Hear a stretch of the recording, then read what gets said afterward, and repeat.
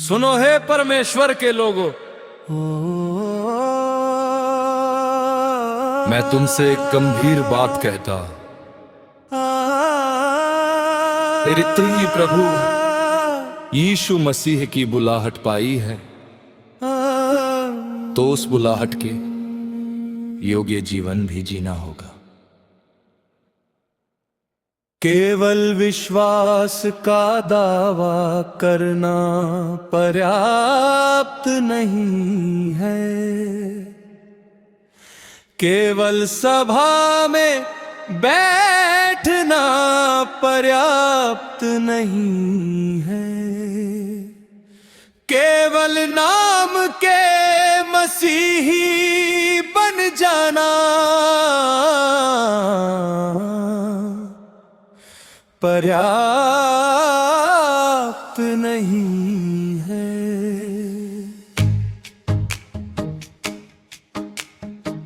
परमेश्वर चाहता है कि उसके लोग दीनता में चले, नम्रता में चले, धीरज में चले और प्रेम में एक दूसरे को सहन करें। आज संसार विभाजित है, परिवार विभाजित है, समाज विभाजित है, राष्ट्र विभाजित है, लेकिन मसीह की देह विभाजित नहीं हो सकती। क्यों? क्योंकि एक ही देह है, एक ही आत्मा है, एक ही आशा है, एक ही प्रभु है, एक ही विश्वास है, एक ही बपतिस्मा है और एक ही परमेश्वर और पिता है जो सबके ऊपर, सबके मध्य में और सब में कार्य करता है। इसलिए सुनो, यदि प्रभु एक है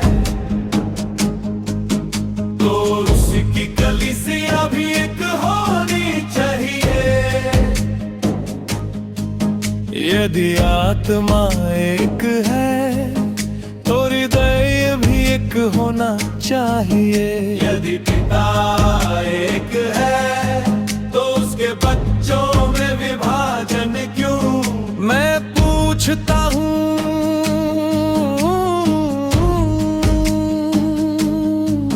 झगड़े क्यों है, ईर्ष्या क्यों है, प्रतिस्पर्धा क्यों है?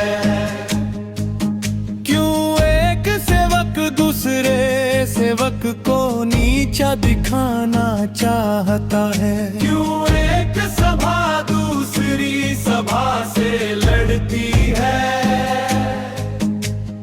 क्या मसीह बंध गया है?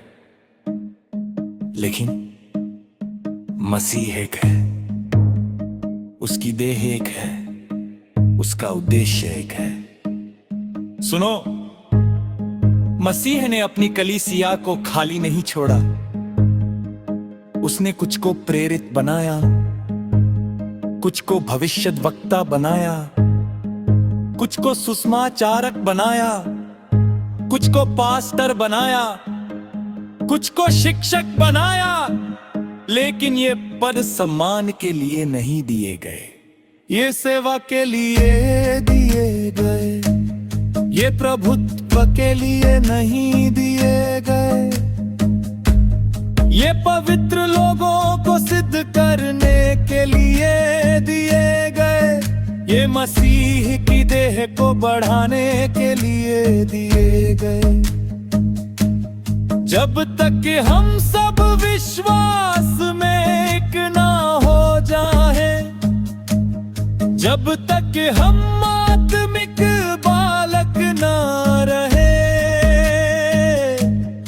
जब तक हम मसीह के पूर्ण डील डॉल तक ना पहुंच जाए। सुनो है लोगों, बहुत से झूठे उपदेश उठेंगे, बहुत से भ्रम उठेंगे, बहुत सी शिक्षाएं आएंगी जो लोगों को इधर उधर भटकाएंगी। लेकिन जो मसीह में स्थिर है, जो सत्य में जड़ पकड़ चुके हैं, उन्हें कोई हवा उड़ा नहीं सकती। इसलिए प्रेम में सत्य बोलो, सत्य को प्रेम से बोलो और प्रेम को सत्य के साथ जियो। यही मसीह का मार्ग है, यही आत्मा की एकता है, यही परमेश्वर की इच्छा है। और जब हर रंग अपना कार्य करेगा, जब हर सेवक नम्रता से सेवा करेगा, जब हर विश्वासी प्रेम में चलेगा,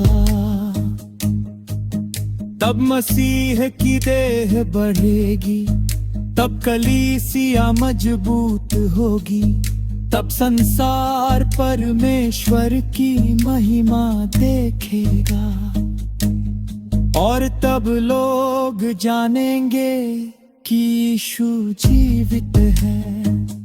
इसलिए उठो, एकता में चलो, काम में चलो, सत्य में चलो, और मसीह में बढ़ते जाओ, क्योंकि वही सिर है,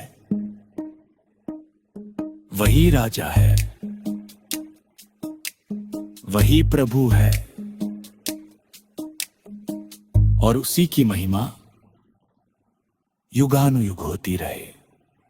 आमीन। यही यही यही यही यही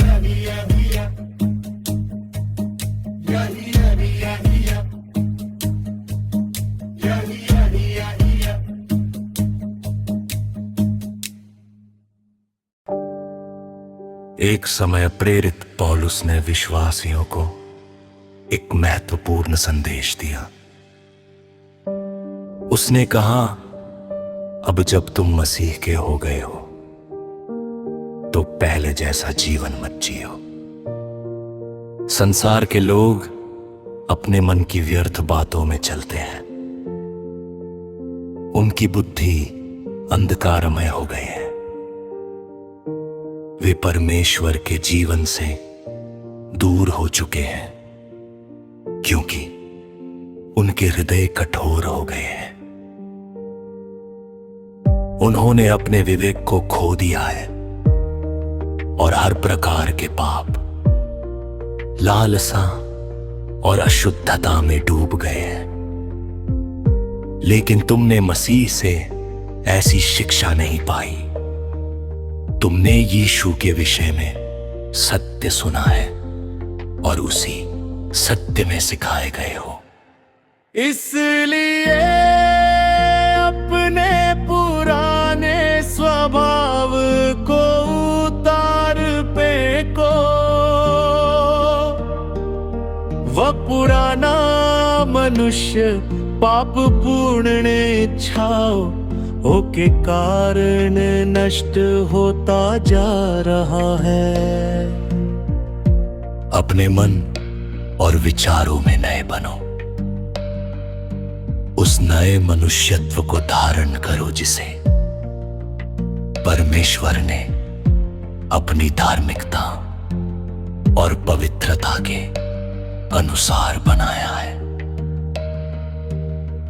पौलुस आगे कहता है, झूठ बोलना छोड़ दो। हर व्यक्ति अपने पड़ोसी से सत्य बोले, क्योंकि हम सब एक दूसरे के अंग हैं।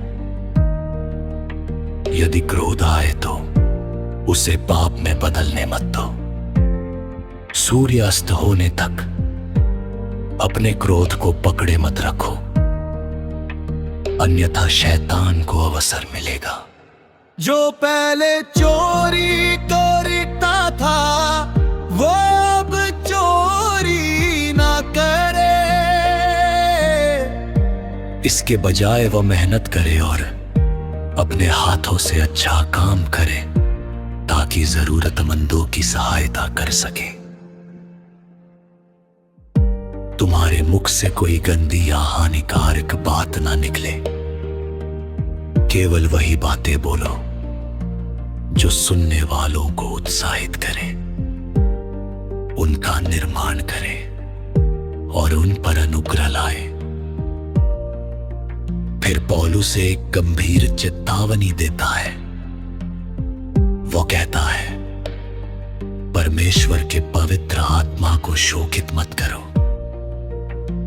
उसी आत्मा के द्वारा तुम पर छुटकारे के दिन के लिए छाप लगाई गई है।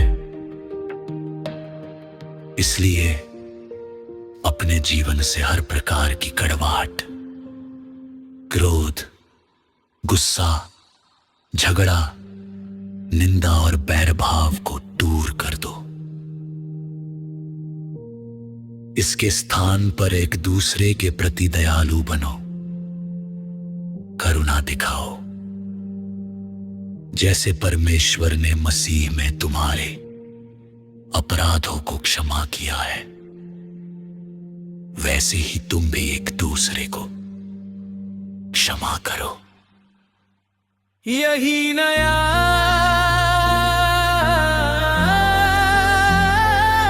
जीवन है। पुराना जीवन स्वार्थ, झूठ, क्रोध और पाप से भरा हुआ था, लेकिन मसीह में नया जीवन सत्य, प्रेम, दया, क्षमा और पवित्रता से भरा हुआ है। जब कोई व्यक्ति वास्तव में यीशु को स्वीकार करता है तो केवल उसका नाम नहीं बदलता, बल्कि उसका स्वभाव बदल जाता है। उसके विचार बदल जाते हैं, उसकी भाषा बदल जाते हैं, उसका व्यवहार बदल जाता है, उसके संबंध बदल जाते हैं। अब वह अंधकार में नहीं चलता, बल्कि प्रकाश में चलता है। वो संसार के अनुसार नहीं, बल्कि परमेश्वर की इच्छा के अनुसार जीवन जीता है। परमेश्वर आज भी अपने लोगों को बुला रहा है कि वे पुराने मनुष्यत्व को उतार फेंकें और नए मनुष्यत्व को पहन लें जो मसीह में है।